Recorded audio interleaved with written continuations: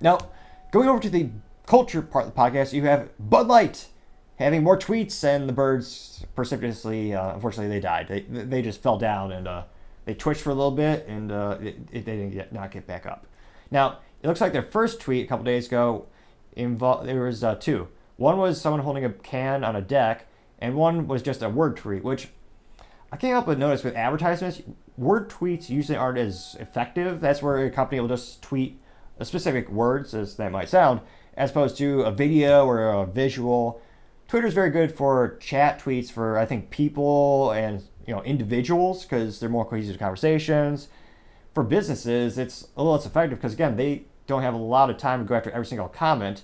And, of course, we'll get into what they're doing in the comment sections as well.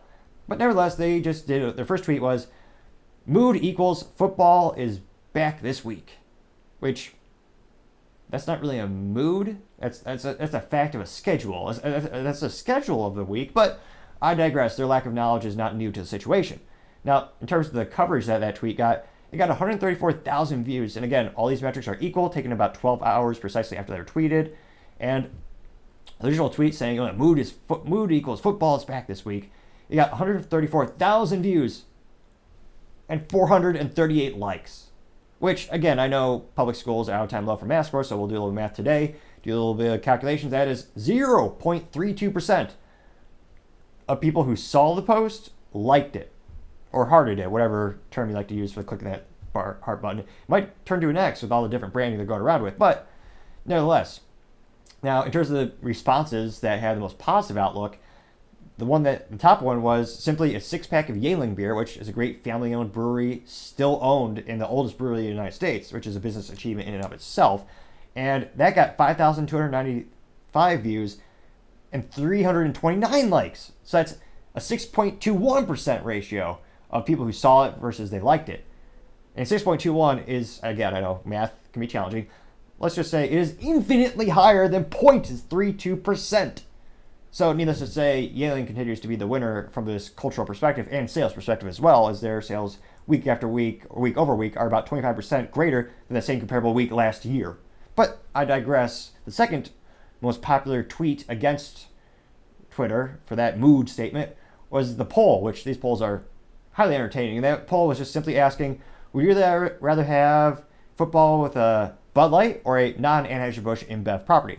That poll got 883 votes, and they came in at 95.4% people saying no Anheuser-Busch InBev for me, while the people who said yes Bud Light were a mere 4.6% of that 883 votes.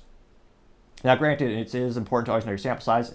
That wasn't my account that asked that question. I'll probably start doing that in the future, actually, but we don't know the geography, the age, the gender of the people who responded to that poll, so we don't know if that's indicative to the whole United States, but it is interesting that their sales just precipitously decrease week after week, and perhaps that's a good sample size of the Twitter audience, which again, that's also another audience in and of itself, something to take with a grain of salt, or in this case, perhaps a drop of Bud Light, which might be as acidic as salt. I wouldn't know, because I've been protesting them since college.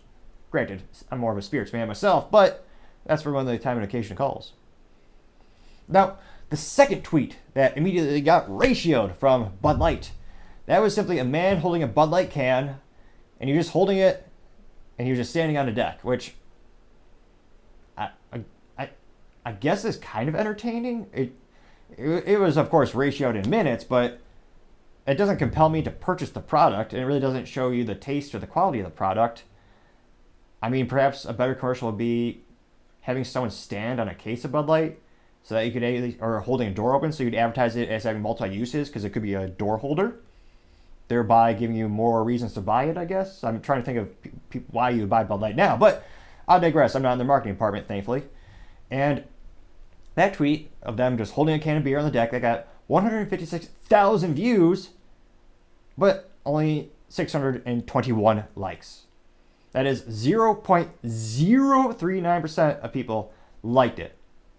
Now, the top response, and again, all these metrics are all taken within 11 hours of them tweeting.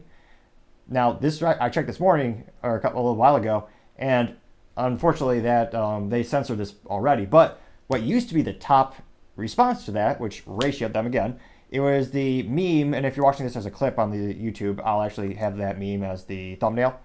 And that meme is the two astronauts where you have one astronaut looking at they photoshopped it, so it's a Bud Light rainbow, and the astronaut behind him, and it said, the quote was, "Wait, Bud is gay?" It goes comma, and then this other astronaut goes, "Always has been," unquote, which is a very viral situation with the two astronauts where it's been applied to myriad of cultural situations, and it's gone viral, to say the least. Now that, again, this is before Bud Light censored it, within 11 hours, again, all the same metrics, that got 9,521 views and 394 likes, which is a 4.14% of people who viewed it liked it.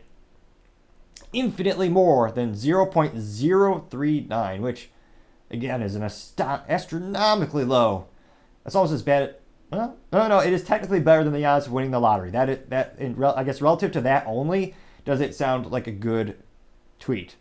Now, the second most favorable response in terms of people who responded to the original post by Bud Light was a guy who took the photo that Bud Light tweeted of the guy holding the beer, and they simply just put a black hole under it, so it looked like the guy was about to drop the Bud Light into the black hole, which is kind of marketing brilliance because it is simple to do in terms of they might have only taken them a minute or two of Photoshop, and it's entertaining enough for guys to talk about it, and of course social media rewarded him. That post got 6,328 views and 340 likes, giving you a ratio of 6.37% likes, which again, 6.37 is infinitely higher than 0.039. Needless to say, Bud Light continues to be the business blunder of the year. Perhaps we should send them a physical award or accoutrement or a prize in the mail. But it is oddly satisfying to see how much engagement there is culturally, and all these tweets just immediately getting ratioed. Now, they are definitely starting to censor it increasingly. They used to only censor pictures, so people would have a picture of Alyssa Heiderchild, who was a marketing brilliance. She was the marketing gal, self-proclaimed the first female marketing lead at the company on her LinkedIn before she subsequently deleted it. She's the one who said they had a fratty culture and used to get away with it, even though she drank copious amounts of alcohol through a prophylactic in college, which is a fancy way of saying earmuffs if you have kids watching, a condom. And it'd be her standing above the grave doing a little peace sign where it has her and the gravestone was Anheuser-Busch inception date to now, implying that she did kill the brand, which, yeah, losing $28 billion in stock valuation and hundreds of millions in sales is a fair argument that she did kill the brand, or at least substantially put it on life support in regard to the specific Bud Light brand. The other Anheuser-Busch and Bev properties are decreasing in sales, but they're not as bad as the loss of Bud Light specifically. Nevertheless, it's fascinating to see now they're even censoring comments. So you have a lot of comments, people saying like, "Hell no, we'll never do it again." So you have to actually click the button that shows you what they're hiding. So now that they're hiding a bunch of comments as well, you do see a lot of the people start to creep up that are moderate to positive towards Bud Light. Now, interestingly enough, they have very few followers. Now, granted, I don't have a copious amount of followers as well. I have about 200 followers at NICTOPPING, if you want to see my Twitter. But a lot of the people have even fewer than that, and they seem to just retweet for any business. And their response when they tweet support for Bud Light, they will get about 6,000 to 7,000 views, but they'll get like 1 to 2 likes, which again is astronomically even worse than the Bud Light original tweet for that ratio. So it is fascinating to see the cultural backlash against Bud Light. They are committed to spending more money than ever before, literally, this summer for advertising. So we're only going to see this increase in volume, perhaps not quality, similar to the product, but we will see an ever increasing volume of Bud Light advertising. Will it shift the culture or the perception of the brand enough to regain those customers? I'm pretty skeptical at this time, but it will be interesting to see where they go from here. Now, I want to especially thank everyone for taking the time to tune in. We're trying to get to 3,000 subscribers by the end of August, so I greatly appreciate you taking the time to click that subscribe button. Every time you do that, you help the channel grow and develop. You'll be able to get more resources to increase our capabilities for the softwares, so you maybe put some pictures up as we try to make them better and better. Also, don't forget to take the time to like and actually comment on the video. The feedback has also made the show a lot better. And also, finally, don't forget to tell your family, tell your friends, tell your coworkers, heck, tell your enemies, tell anyone and everyone. Just stay safe and fight the good fight.